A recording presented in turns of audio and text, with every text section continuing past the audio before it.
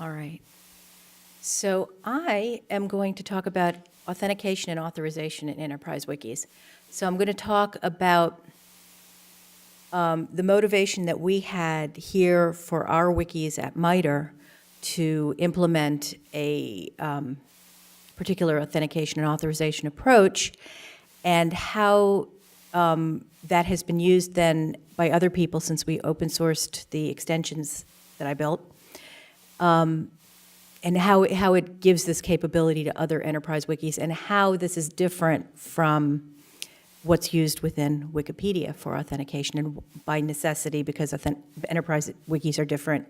And we've heard this theme a couple times in the last day and a half, where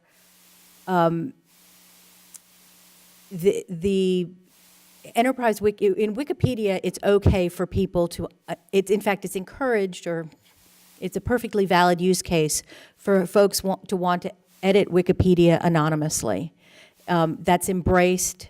There are very good reasons why someone might want to anonymously edit Wikipedia. And because of that, you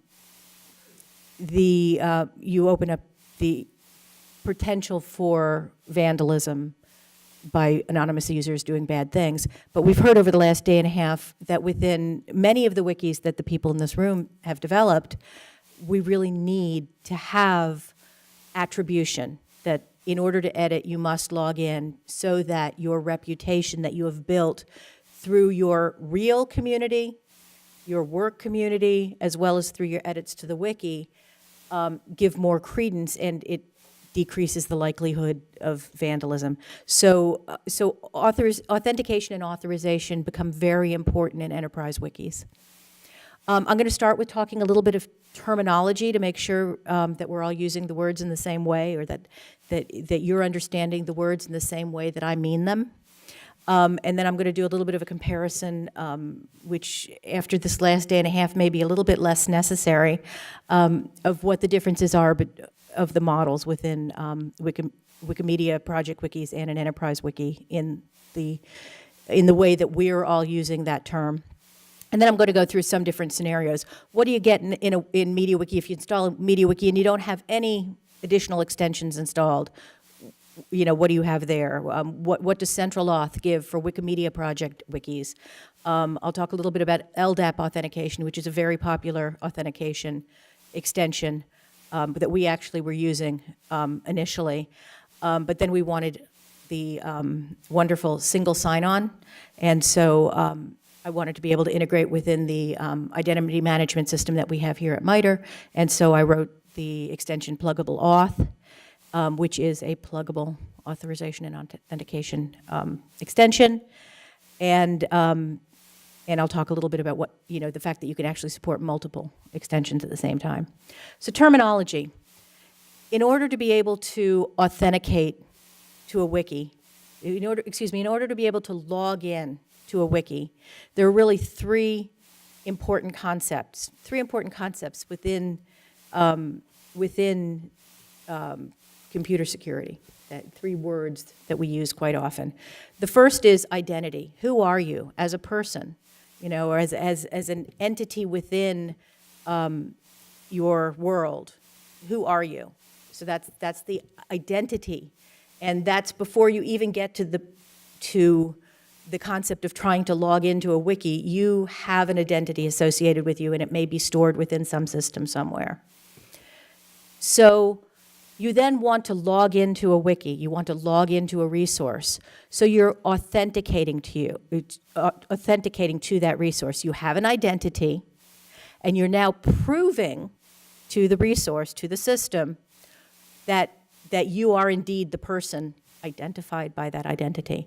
And there are three common ways of proving your identity.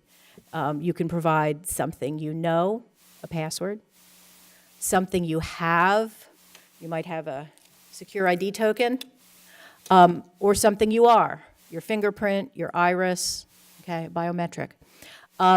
You can have multi-factor authentication where you need to provide two things, a password and a secure ID, okay? So that's how you're proving who you are to a system. But within an enterprise, that only gets you so far. The question is, are you also authorized to use the resource? Now, authorization can happen at many different levels. Within wikis, we tend to take a very granular view that you're either authorized to log into a particular wiki or not. We don't have fine-grained access control where you're allowed to see this page, but you're not allowed to see that page, okay? So, but especially in an enterprise context where you may have a centralized identity management system, as we do here at MITRE, just because I can authenticate myself with MITRE doesn't mean that I necessarily have access to all of the wikis at MITRE. So in addition to having an identity and being able to prove, to authenticate that you are indeed the person represented by that identity, you may also need to be able to show that you are authorized, that that individual is authorized to use that particular resource, okay? And basic MediaWiki login can take care of the first two things.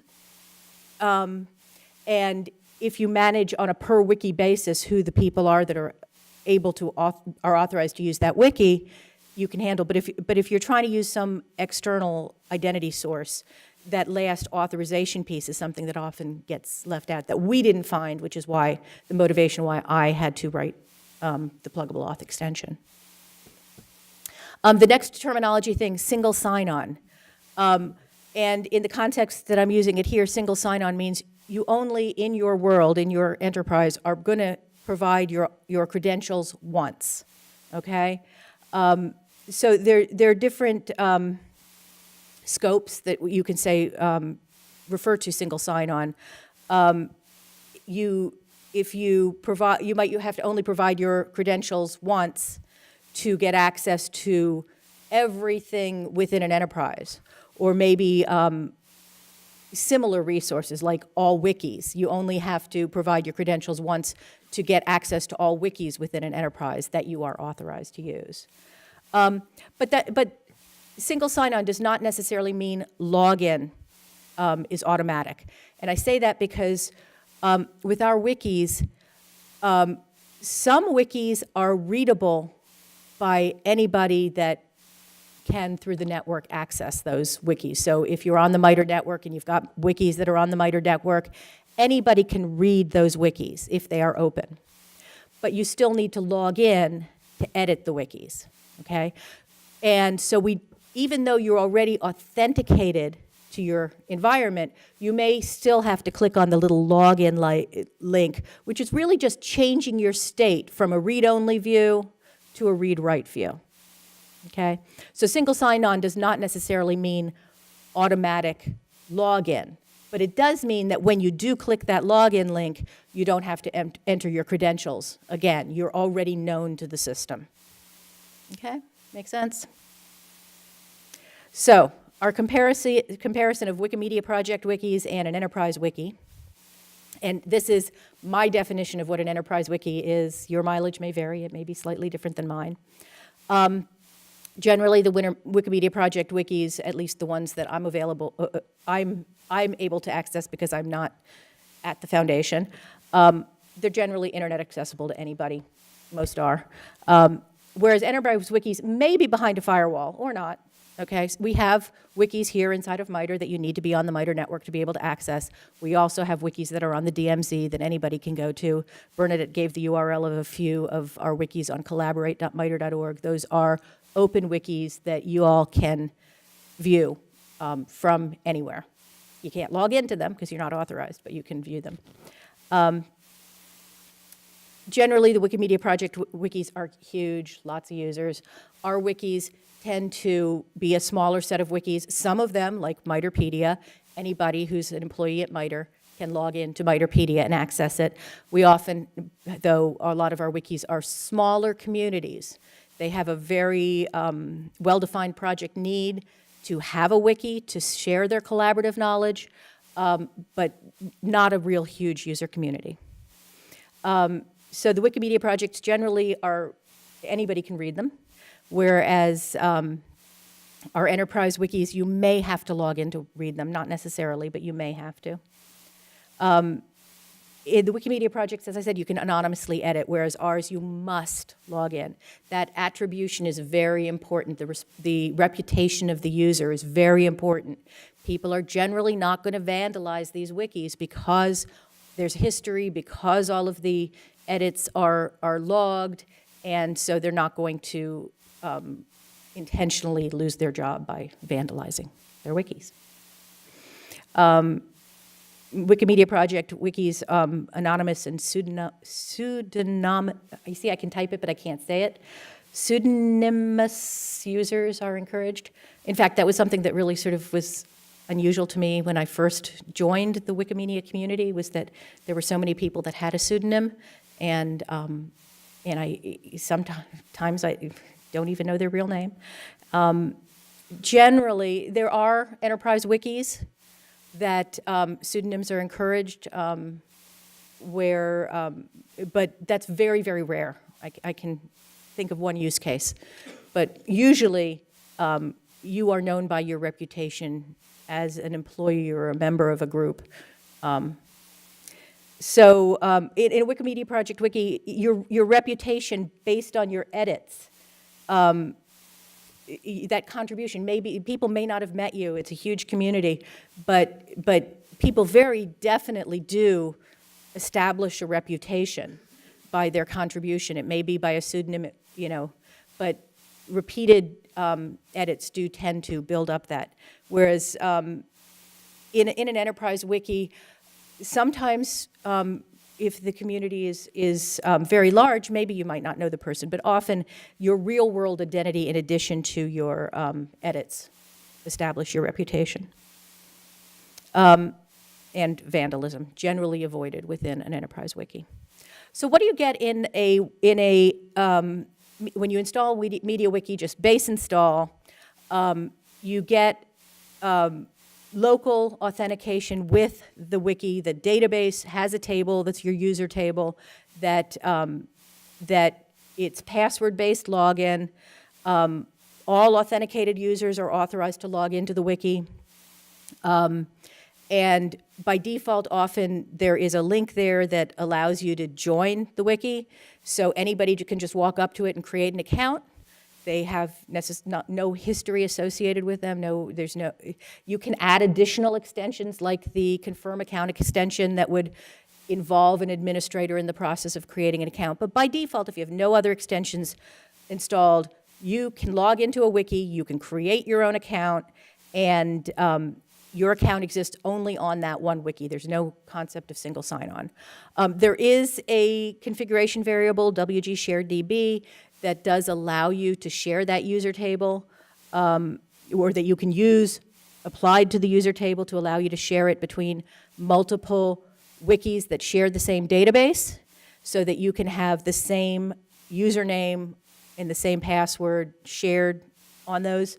That's not by default, but it does not have single sign-on. If you log into one of the wikis and then go to another wiki, it doesn't know that you're logged into the first. You need to log into the second. So you don't have single sign-on, but you at least don't have to remember multiple passwords. Central auth is used by the Wikimedia Foundation wikis, Wikimedia project wikis. It can apparently be used by other wikis. I don't know, the Wikimedia folks here might know whether other people have tried using it and how successful they've been. It's actually not used for the Wikimedia Foundation wiki. That uses something else called OAuth, apparently. Anybody can create an account, so if you go to MediaWiki.org, you can go up and sign up and create your own account easily. Creating an account on one of these wikis, it is shared across these Wikimedia project wikis. So if you create an account on one, you automatically have an account on the another, and it supports single sign-on. So if I log into MediaWiki.org and then go over to English Wikipedia, I'm logged into English Wikipedia. So that's very nice. It's based upon their infrastructure. It apparently can be used by other folks, but not necessarily easy to do so, and it doesn't integrate in with an enterprise identity management system that might already exist within an organization. when we first started building our wikis, we started using an extension that still exists. It's called LDAP Authentication. I don't expect you necessarily to be able to read all of that. I grabbed that from the extension page for LDAP Authentication. It is a very full-featured extension for integrating with, if you've got an LDAP entry into your identity management system. It is username and password based. It does share the username and password that, if you have a corporate username and password, it will use the same one. You change it within your LDAP source, and it changes for the wiki. So you don't have to manage multiple passwords. It does not support single sign-on. So if you've logged into your corporate resource, if you've logged into your laptop and you go to your wiki, it will ask you to enter your username and password again, which was the main reason that we wanted to move away from that, was we wanted to have single sign-on. But it is a very nice full-featured extension for that. I will make a note here. This is called LDAP Authentication. You will, in a few minutes, hear of an extension I wrote called LDAP Authorization, which uses LDAP for authorization. It's different, despite the fact I frequently get things tagged in Fabricator for LDAP Authorization that really should have been tagged for LDAP Authentication, and I fixed them. Okay, so it does not, to my knowledge, support single sign-on. It does allow limiting authorized users by filtering, so you can have it so that a particular wiki has a subset based upon LDAP. The properties limits the set of users that are authorized for a given wiki. It doesn't have to be everybody within your LDAP domain. And it does also have a nice feature that I would eventually like to incorporate into Pluggable Auth, that it synchronizes LDAP groups to MediaWiki groups. That's something that's not currently supported in Pluggable Auth that I've gotten 2 individual requests for recently that, well, actually one for LDAP groups and another one for SAML groups. So I want to look at a way to make the group membership in Pluggable Auth pluggable. So Pluggable Auth, I specifically called it Pluggable Auth, not Pluggable Authentication or Pluggable Authorization, because it supports both. So auth in this case refers to both authentication and authorization. It's pluggable because it's really the glue code. Basically, I wanted to make it so that I could just switch from one authentication, one identity management provider to another very easily with all of the glue between MediaWiki and the extension being taken care of in Pluggable Auth. So all that really needed to be written in the pluggable extensions was the business logic of actually how to communicate with that back-end authentication source. So it's really, Pluggable Auth itself is really pretty much just glue code. And actually, I will say, really saved me when in MediaWiki 1.27, all of the MediaWiki authentication infrastructure changed, and I did spend quite a bit of time updating Pluggable Auth, but very, very minimal changes necessary to the plugins to Pluggable Auth. So that it did actually save me. Otherwise, I would have had to go to each one of those individual extensions and make the same modification. So it provides the glue, and it allows MediaWiki to integrate with these authentication systems. So we have a back-end identity management system here at MITRE, and there are multiple different ways you can interface with it.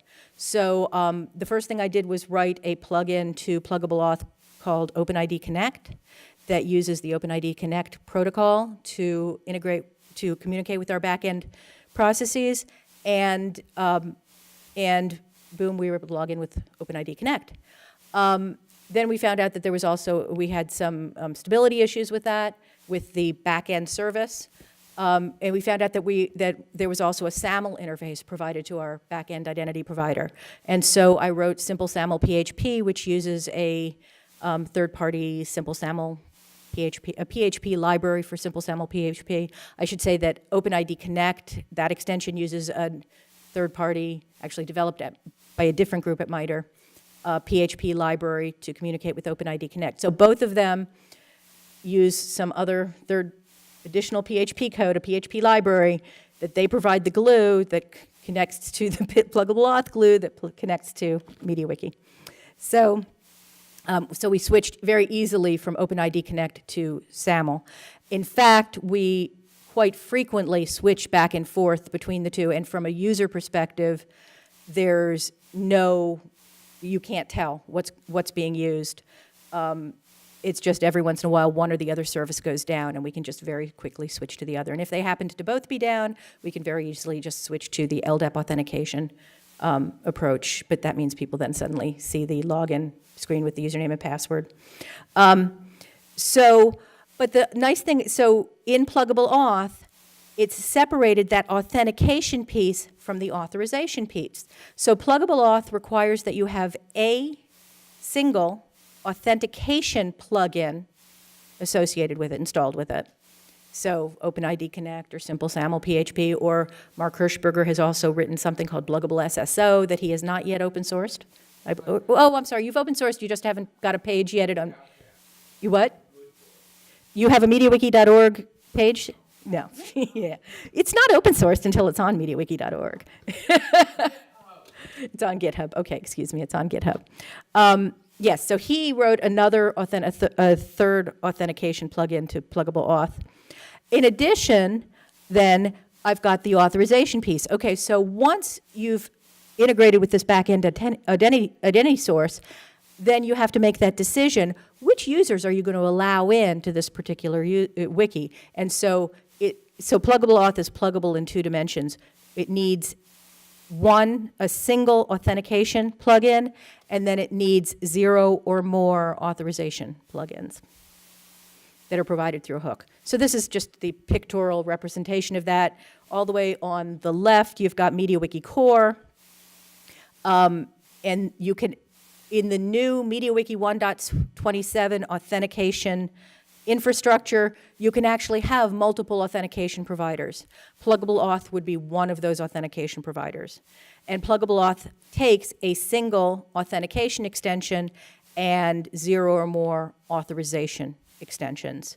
So the things that are here in blue are things that are part of the Pluggable Auth ecosystem.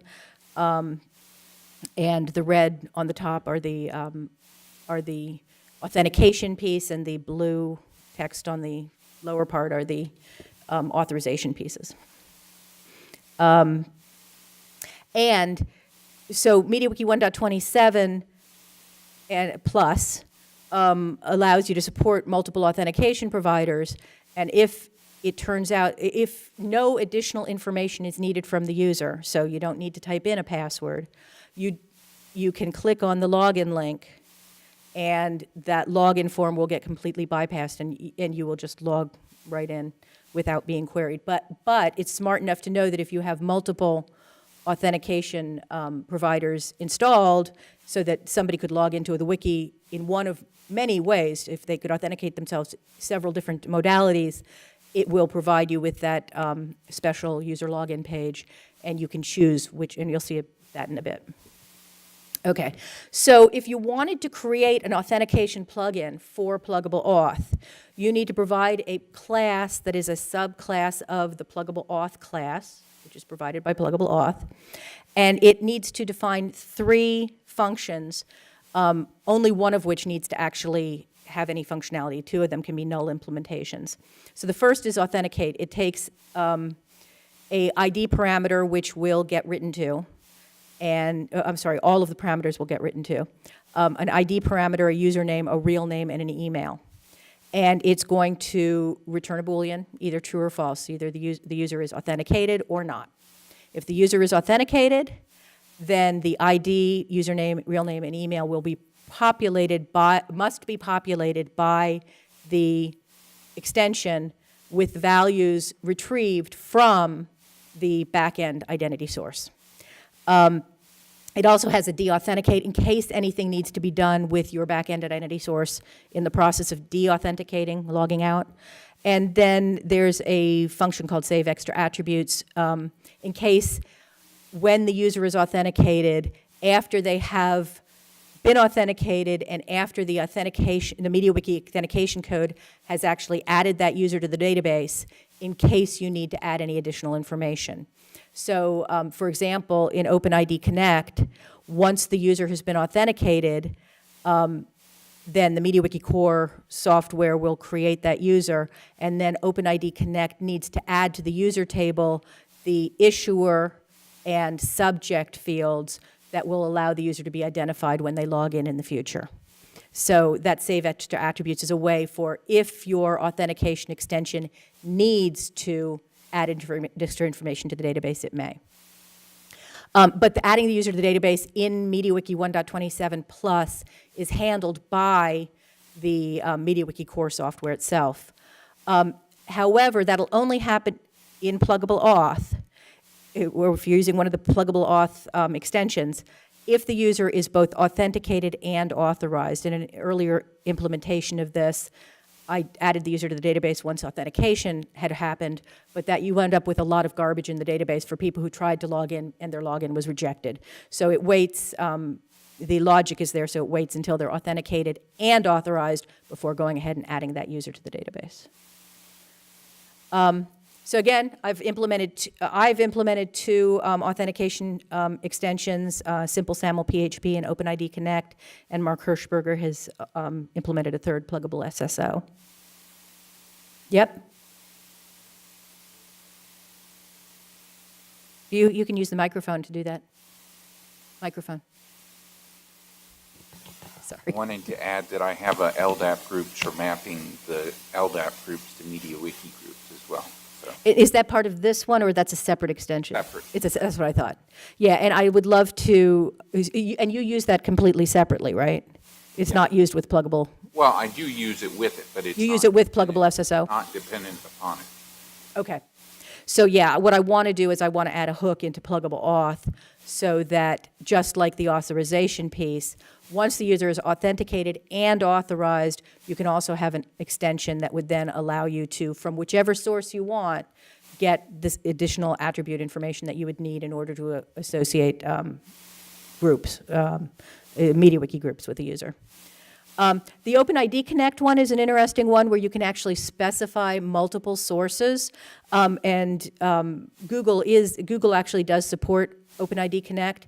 So I have actually, not for production, but in the lab, tested where in my configuration file for my wiki, you specify the authentication sources for OpenID Connect in an array, and I've added both the MITRE authentication source as well as Google, and you can log into the wiki with either one of those sources. And so it's smart enough to look and see that in your configuration, if you have multiple sources, when you click the login link, it bypasses special user login if there's no other authentication provider, and it goes and begins the authentication flow for OpenID Connect, and it says, oh, you have two choices, which do you want? And it'll automatically build this page, and the config file even gives you room so you can put an image in there so that you can get this nice presentation for the user to say which identity source they want to use as they're logging in. And all you need to do to create an authorization plugin is to implement a hook that gets called after the authentication process is done. If the authentication function returns true, so the user's authenticated, it then says, okay, run the authorization hooks, and if all of the authorization hooks complete and return a positive response, then the user is authorized. But you can actually have multiple authorization hooks, and you can actually have one of them reject the user. So you pass in the user, and it returns back whether the user is authorized.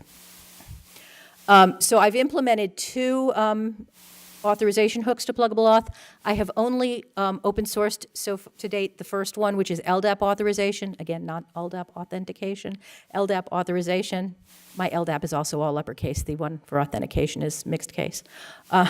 So LDAP Authorization allows you to create a array of LDAP attributes that must be satisfied in order for that user to be authorized. I also created an email authorization one that uses a list of authorized email addresses. So LDAP Authorization has a variable called LDAP Authorization Rules, and it allows you to build a nested structure, an and/or structure of properties.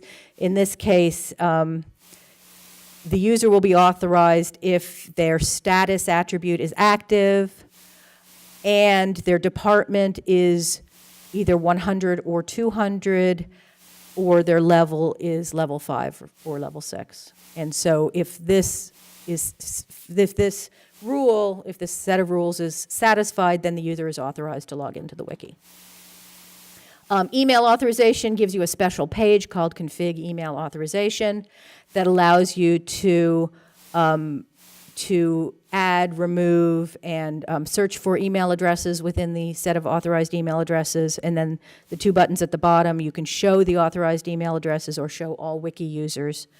If you do that, the top here is show authorized email addresses. So that shows what your list is, and you can page through them if you've got many. Excuse me.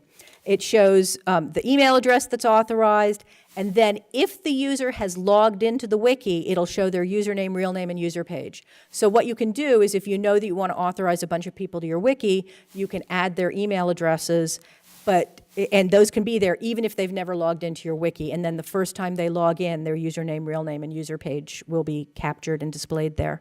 And the top entry, you can see there, all users with email addresses ending in @testcompany.com. We had a case where we wanted to allow anybody who was a MITRE.org email address to log in. So you can, when you add an email address, just say @ and then domain, and all users in that domain will be authorized without you having to exhaustively put them in. The second, at the bottom, show all wiki users, will show anybody who has indeed at some point in the past been able to log into your wiki. And you will see them, their username, real name, and user page will be populated, and then you'll see that yes or no, whether they are actually authorized. So I've got username bad egg, I am bad, not authorized. At some point in the past, this user may have been authorized to use the wiki, and for one reason or another, you decided to revoke that authorization. So you still see them in the user table. They still exist because in wikis, people and information never goes away, but you can see that they are indeed not authorized at this point to use the wiki.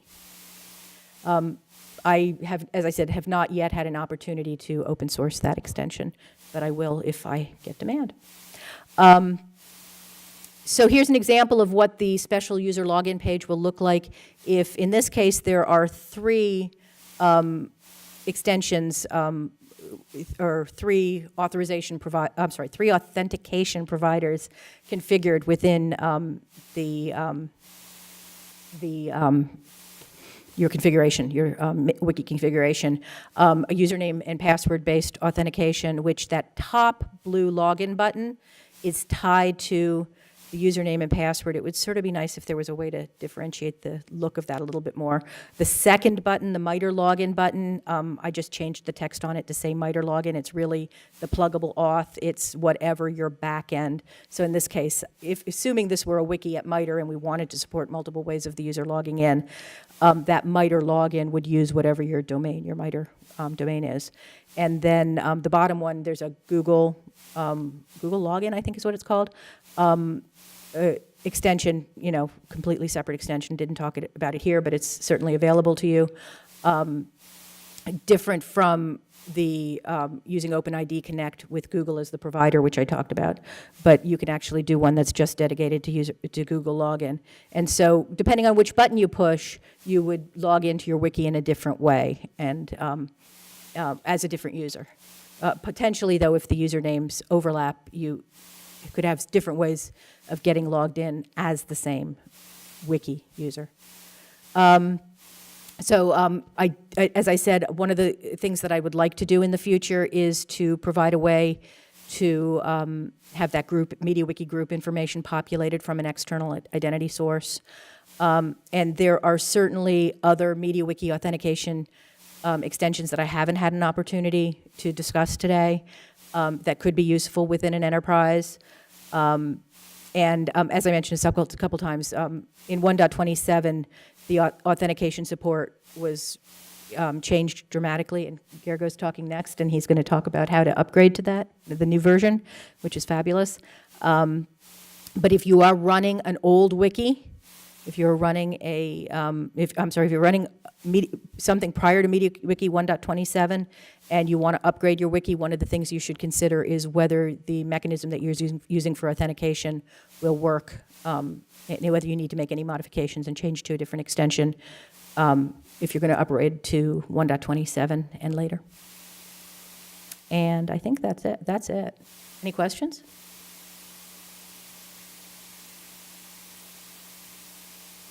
All right, so we'll go right into, here go.